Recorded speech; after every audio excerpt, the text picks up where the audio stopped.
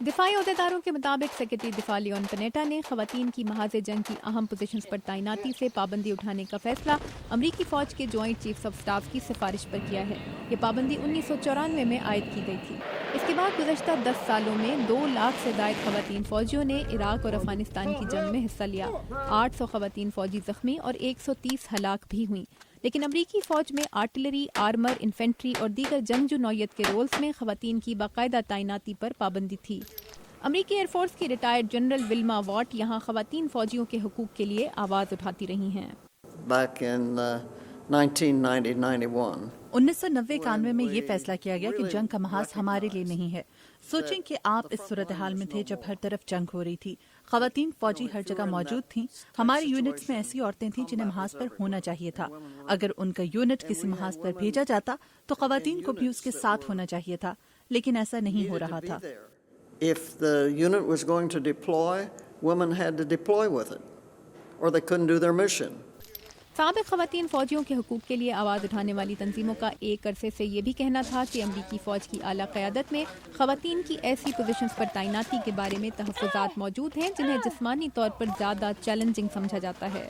It will give them an opportunity to compete for jobs. اس سے خواتین کو موقع ملے گا کہ ان پوزیشنز کے لیے مقابلہ کریں جس کا انہیں پہلے موقع نہیں دیا گیا۔ ان میں سے کئی نے تو مقدمے کر رکھے تھے، ان کی ترقیاں رکی ہوئی تھی کیونکہ انہیں اس کام کا اہل نہیں سمجھا جا رہا تھا، جس میں کچھ ایسے عہدے بھی ہیں جن تک پہنچے بغیر آپ فوج میں مزید ترقی کی امید نہیں کر سکتے۔ Types of jobs.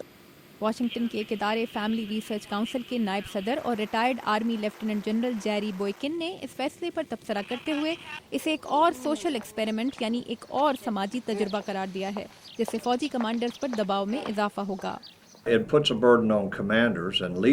اس سے فوجی کمانڈرز اور رہنماؤں پر دباؤ بڑھ جائے گا، ایسا دباؤ جس کی انہیں اس وقت بالکل ضرورت نہیں جب وہ اپنا مشن مکمل کرنے اور اپنے لوگوں کو محفوظ رکھنے میں مصروف ہیں۔ امریکہ کی فوجی حکمت عملی میں اسے ایک اہم سنگ میل قرار دیا جا رہا ہے جس کے بعد امریکی فوج میں مکمل صنفی برابری قائم ہو جائے گی۔ یہ فیصلہ صدر اوباما کی حلف برداری تقریر میں پیش کیے گئے اس ایجنڈے کے مطابق بھی ہے جسے واشنگٹن کے تجزیہ کاروں نے بہت لبرل قرار دیا تھا۔